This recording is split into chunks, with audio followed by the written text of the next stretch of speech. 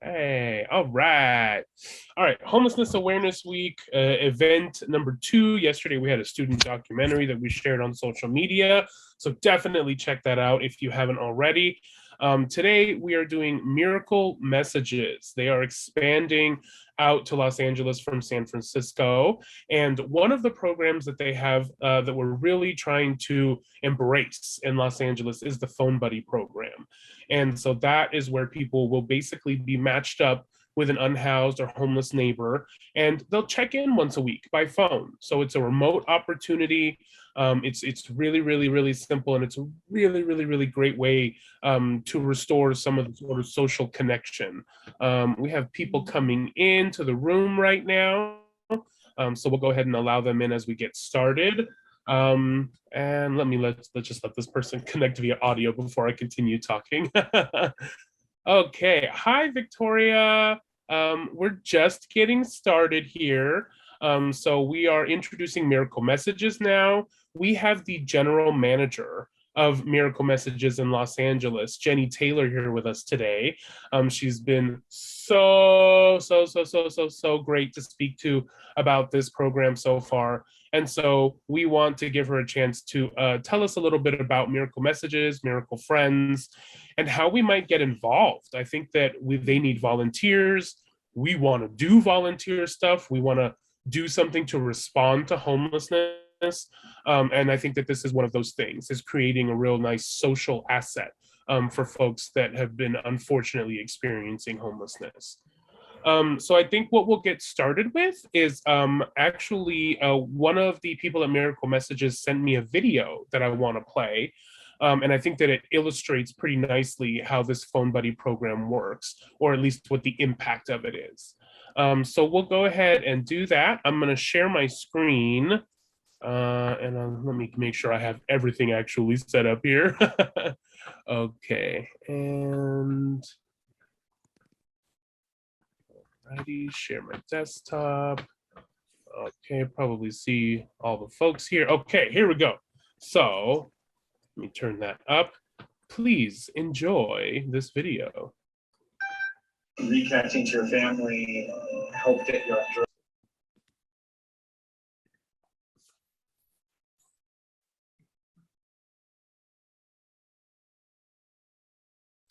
Josh, I don't think the audio is working.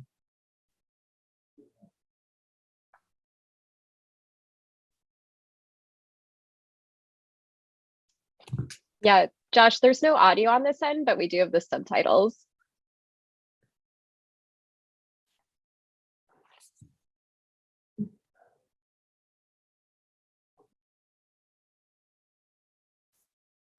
That's ridiculous. What is no audio? I don't appreciate that. I've shared stuff before. What is happening here?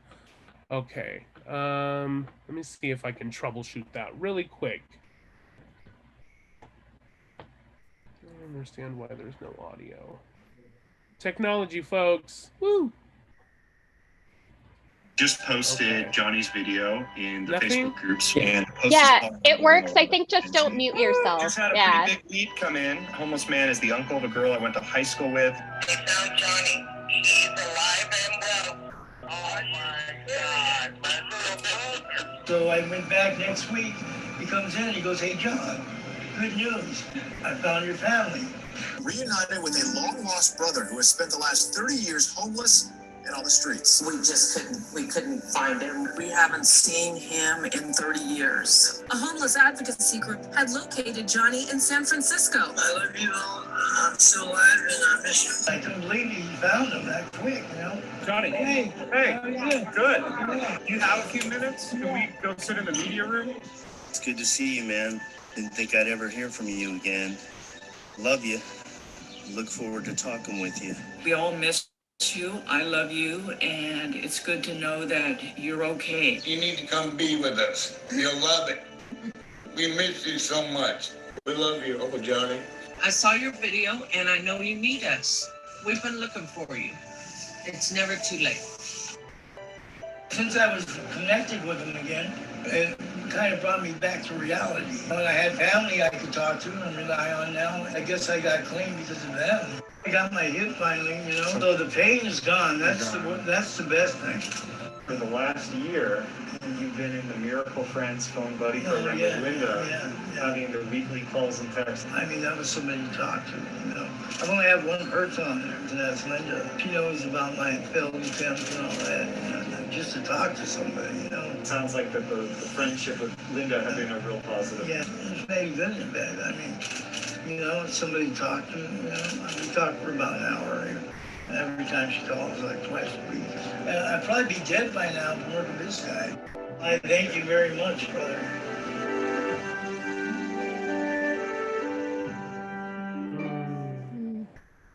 Wow. Oh my. I still cry.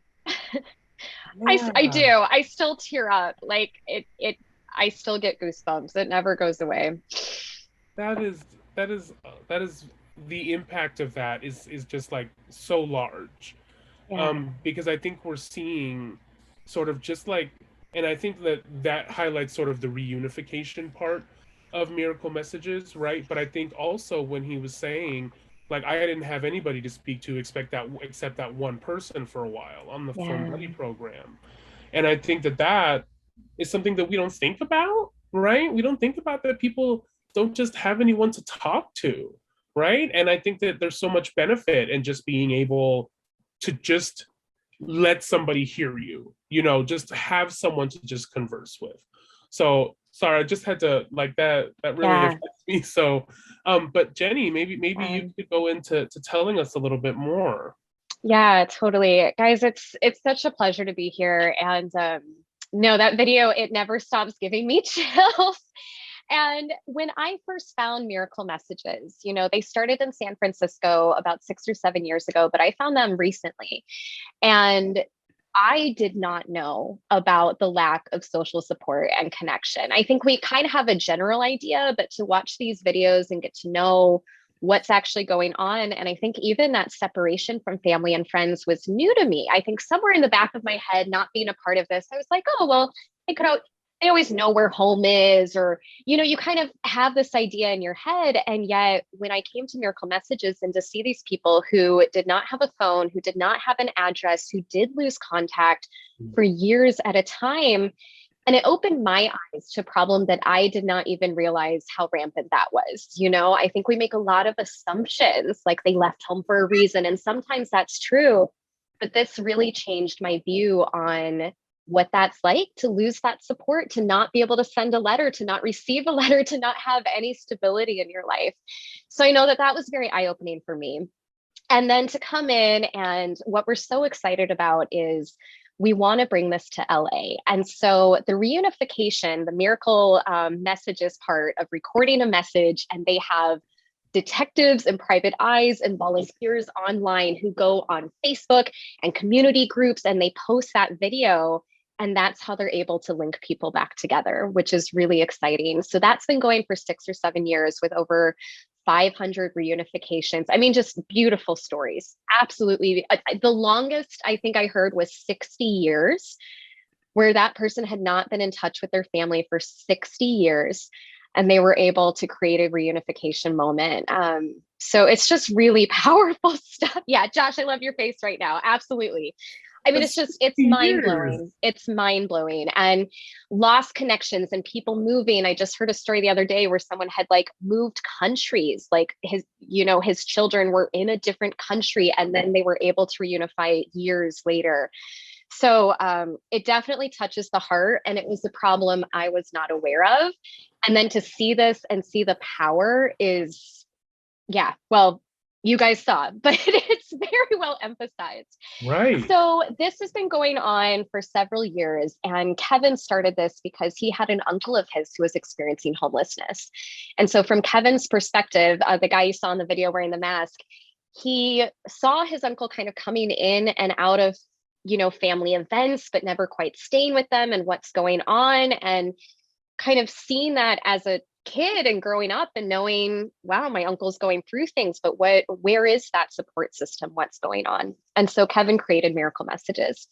Now, everything changed a bit with the pandemic. And so they had these reunification services, and then suddenly San Francisco and the whole world is shut down.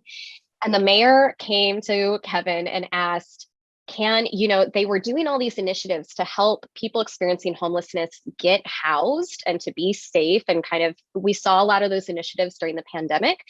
But the new problem is maybe someone now had a bed, but they lost all support from their friends who might have been on the street with them. There's no community. You're in isolation, just like we all experienced during COVID, right? Sheltering in place, complete isolation.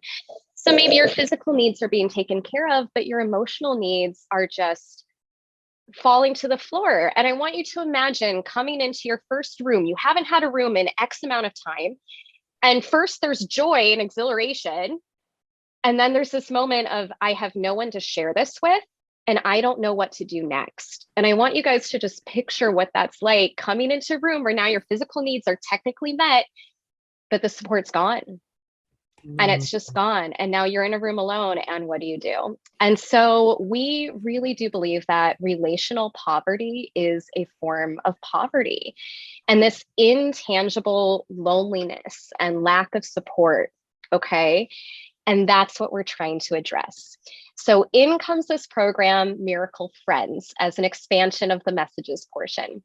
And with Friends, we have volunteers from all over the world who, it's all digital, it's all through phone systems, but we pair them with someone experiencing homelessness or who is someone like currently in transition. They're working on housing, maybe they're in a shelter in place or a room key type situation, okay? And their life is just starting to change and get some stability, but there's still no support underneath them. And that's where Friends come in. And so what I love in the video, we saw that this man, he was going through surgery and health issues and figuring out how to reunite with his family. And what is this like? And to have one person to talk to through all of that versus dealing with that alone. Can you guys just imagine of going into surgery with no one to call, right? And just, we forget, I think we forget how powerful that is, that someone says, good luck, I'm praying for you, I'm sending you good vibes, just to have that moment. And so the Friends program is simple, but so powerful to link people up literally just as friends. We don't collect a lot of prior information when people sign up for the program. We ask that someone experiencing homelessness, that we have their name and we have a cell phone so we can contact them. But otherwise, whatever information they want to share is up to them between their relationship with their friend as that relationship grows. We're not taking medical records and all these serious things that turn them back into a number. We're trying to keep it very personable. And for our volunteers, we want to support them as well, because I think just like for me, I did not have direct contact with people experiencing homelessness. I have cared. I've seen people on the street. I'm sure you guys have had those moments too. Maybe you've given a sandwich, you've given them money, you've done maybe an outreach or so, but it can feel so overwhelming. And yet I think there's so many of us that we have that in our heart. We want to care, we want to do something, but we're not sure what outlet that can be. And the problem can feel so overwhelming. So what I love about our program is we are inviting people to come in where you are texting or calling from your phone. It's not necessarily an outreach, but it's a one-to-one. We just give you one person. We're not going to overwhelm you with 5 at once who are calling you constantly, five friends. And we hook you up, and we expect you guys to just build that relationship and reach out. And that's really the biggest. Reaching out for help is scary. And I think we've all been there in different ways. So for our volunteer to make that first call and to continue reaching out over and over again, because again, when self-esteem is affected and you think, oh, I don't want to bother them, I don't want to be a burden. And for our volunteer to kind of take that and say, I'm going to reach out, I'm going to text you, I'm going to ask you about your day. And just the power of that. And that's what I think we saw in the video. He's like, Linda was my one person to talk to. It's just beautiful. Yeah. So we want our volunteers to feel supported. And Victoria, and for others watching this video later, we want you to feel comfortable as you go in. We're not just going to hand you a phone number and like, be free, good luck. We do provide some training. So the first step, if this is something you're even interested in, we do have an orientation, a Q&A. It's all the info you can imagine. We walk you through some safety things, for example, how to set up, we call it a Google number or dial pad number, in case you don't want someone to have your actual phone number. So there is like some separation. We help set you up. We walk you through the whole process. It's really simple. We have mentors who are trained professionals. A lot of them have mental health backgrounds, psychologist backgrounds. So let's say your friend is really going through something tough. They call you and they're like, I'm more depressed than I've ever been in my life. I'm thinking of ending it. Whew, that's a lot. You're a volunteer. Come call us. We've got mentors on hold to walk you through, to help provide resources that you can provide to your friend. We're not going to leave you hanging to deal with some really heavy stuff. And it can get heavy. And you know that with your own friends. People in our lives, whether they're experiencing homelessness or not, like these conversations, when you are truly a friend and you're really there for them, this is going to open the door to some things. And to show that support, to be a good listener, and to cheerlead, right? The scariness of putting out a job application again after years, and just how overwhelming that is. And then the soul crushing when you don't get it, and being able to talk to someone and get that encouragement to try again. We've all had those moments. We've all had those moments. So I just feel like this is such a human way to solve that relational poverty, that intangible loneliness and lack of that ground underneath you. And that's what we're hoping to have our volunteers provide. We also want to break some stigmas. I think it's incredibly powerful to talk with someone who was not in your radar, who is going through a different life experience.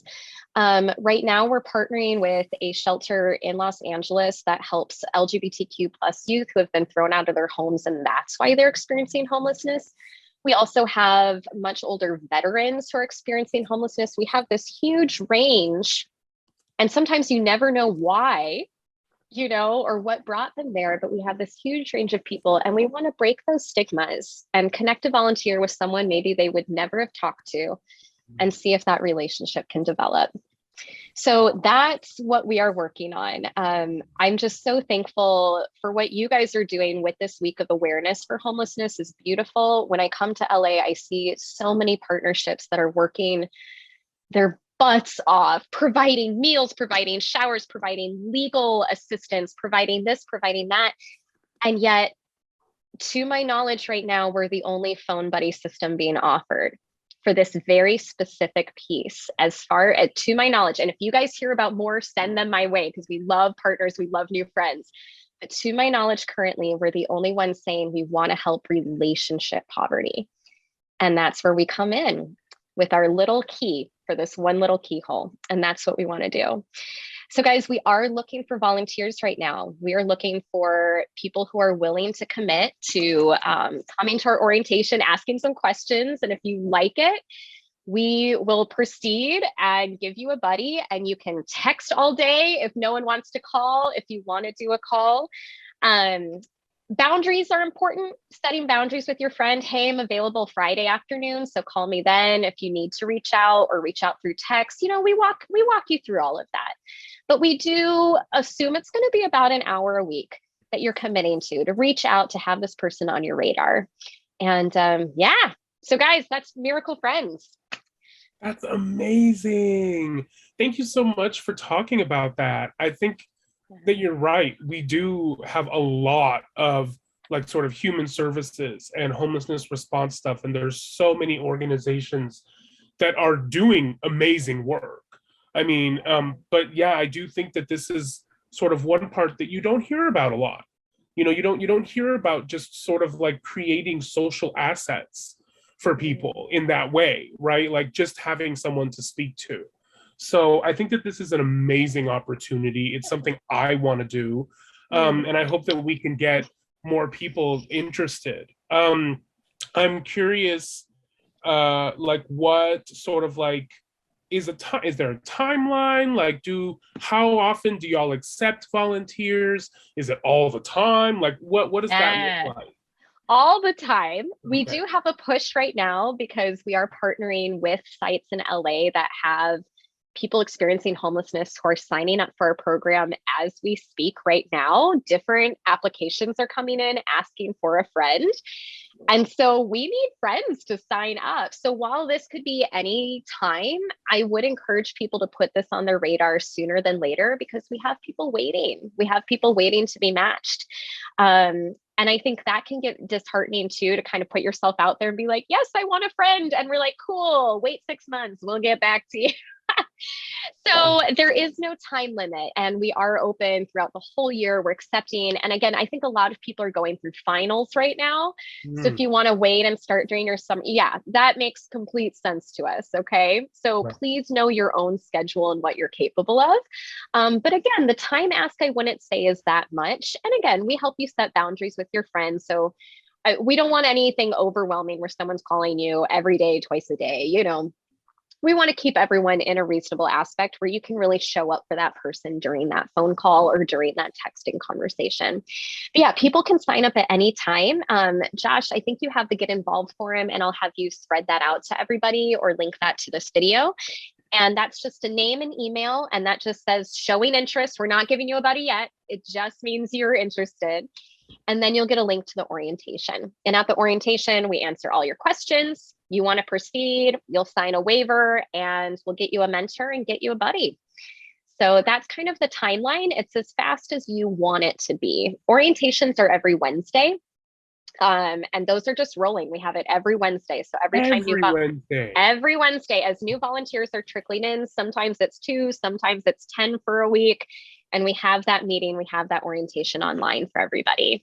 Oh, that is fantastic. Yeah, so we're available. Yeah. I love that. Okay, and I did just put, and I will link it like to the video for after this and everything like that, but I think that's the proper link in the chat right there. It's an I'll take a look. thing. Yeah, that's great. I'm pretty sure that's the one. Yeah. Okay. Yeah, and it's also just through Miracle Messages. It says get involved, and you get involved. miraclemessages.org. Yeah. Okay, great. That's wonderful. Okay. And one more thing to add. Sorry, I did want to say that every Wednesday after the orientation meeting, current volunteers come into the meeting if they're available, and that's your time to get your support. Okay. So let's say you're a volunteer and your friend is really going through it, like something's going on or something amazing happened, like they just got a new job, and we don't want you to feel alone celebrating either or going through it either. So we do have a volunteer support group where the volunteers talk, and you can share wins, you can share hard things, you can share questions, and have the other volunteers say, hey, me too, I'm going through this with my friend, let's support each other. What advice do you have for each other? So that's weekly, and that's up to you if you want to join, but I have to say it's one of my favorite meetings of the whole week. I learn so much. People share resources. The other week, someone said, hey, my friend's getting evicted and I didn't know what to do. And immediately, like 3 people were like, oh, go to this site and have them call this number, and here's someone who could help. So you didn't feel powerless. So I feel like these meetings, and someone else got to share a big joy that was really exciting of how great things were with their friend. But that meeting is my favorite every week. And that's where volunteers can support each other. So you're not alone. Again, our whole thing is relational poverty. So we're not going to leave you alone. We got you back. Yeah. So it's like you're providing support and getting a friend, and, you know, sort of like having an impact on their life, but you're also sort of getting support for yourself in doing that work, and maybe getting friends in that way too. Yes.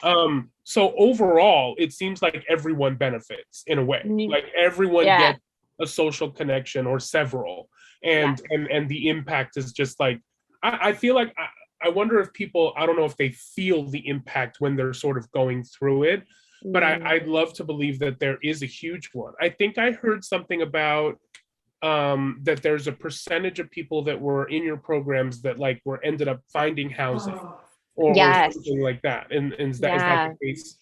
Yeah, that is the case. And so we matched this with a basic, I know we're low on time too, but there was a basic income pilot in San Francisco where people signed up with a buddy for support system, and then were given a basic income of $500 a month for 6 months, 3 months. I will double check that.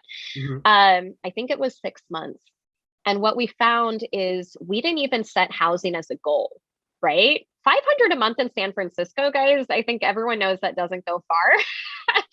And so that wasn't even the goal. The goal was, is your mental health better? Are you, are you just doing better? We just want to see progress. But what we found during that trial of having the social support plus the basic income, 10 out of 12 individuals in the program were housed in 3 months. So we did not expect that as part of the study. And I think we were blown away, but to see the power of let's meet your physical needs and let's meet your emotional needs together. What is that impact like when we can pair that, when we can work in tandem with all of these services, with what's going on, with a basic income, with no questions asked. And guys, even that part of the program was powerful. I think we offer a lot of services. Here's a bed, here's a meal, here's a shower, here's this, here's that. With the basic income, no rules. This is your income. And people reported what they spent their income on. And this was beautiful. One veteran with PTSD got a service dog. Okay. Where like no one else would have provided that for him, and he was able to get a service dog. A woman got clothes that were appropriate so she could attend mosque again because she hadn't had the appropriate attire to go celebrate her faith. Another person with dental issues was able to buy a blender so they could eat the meals or find a way to get the nutrition that he needed that he couldn't eat at some of these service places. So again, I just get goosebumps when I hear about this. Again, they were given a buddy, a friend, and social support, and they were given a basic income and that freedom. And they listed things that our service providers we wouldn't imagine in a million years necessarily, right? Yeah. And the last one that I love is someone donated part of it back into Miracle Messages. And we said, what are you doing? Why are you doing this? This is your money. Please don't do that. And she said, no, you don't understand. Like, I feel like I have my dignity back when I can give to someone else. And so she gave a portion of that money back into the program. So guys, I love our name, Miracle, like whether it's faith-based or not faith-based, just in a general term, these stories feel miraculous to me. And they really touch my heart, and I hope they touch yours as well. Oh, thank you so much. Thank you so much, because all of that is just so powerful. And I really love to hear sort of like what one way that people can sort of do something. I think that that's one of the things, is that for a lot of people, we don't know where to start. Right? We don't know what to do. And sometimes it also feels very out of reach. Like, am I even capable of doing that? But I like this idea of just being able to connect with people and just to see how that sort of like works out. And whatever programs that y'all have available, it gets in the heart right there. It gets in the heart right there. So I thank you so much, Jenni, guys. Thank you. Yeah, and please reach out, check out the links for yourself, see how you guys feel. But we want you to know, if you're thinking about volunteering, we will walk you through that process. If you are so nervous to make your first call, we will role play with you. We'll be on the call with you if you want. Like, we are here for you. We're not going to leave you alone. But I hope some people are interested, and we'd love to see you at our orientation info meeting. But yeah. Awesome. Does anybody have any last minute things? I think we're going to close up now unless anybody has anything. I just want to thank everyone for coming. Thank you, Victoria. We're really doing what we can to get information out about Miracle Messages and Miracle Friends. So thank you so much, Jenni. I really, really appreciate it. Did you have something? Oh, yeah. I know I didn't get a chance to speak that much during this, but definitely just want to echo what everyone was talking about so far. I think definitely one thing that I like realized a bit when Jenni was giving her speech was that during the pandemic itself, we all felt like isolated for a while. So I think some of us have experienced this before, but this is constantly happening to individuals experiencing homelessness. So Miracle Friends is definitely something that's like needed, and something that it's easy to forget about, but it's definitely a relevant issue that we need to address. Yes, absolutely. Thank you so much for saying that. Okay, well, we are going to respect everyone's time. And we have another event coming up at 11. So everybody, thank you so much for coming. Thank you, Jenni, so much. Thank you, everybody. Thank you again. Programs. And reach out to us. If you want to get involved with Miracle Messages and Miracle Friends, please reach out. We want everyone. So please. Okay. All cool. right. Love it. Okay. Bye, everybody. Have a good one. Bye.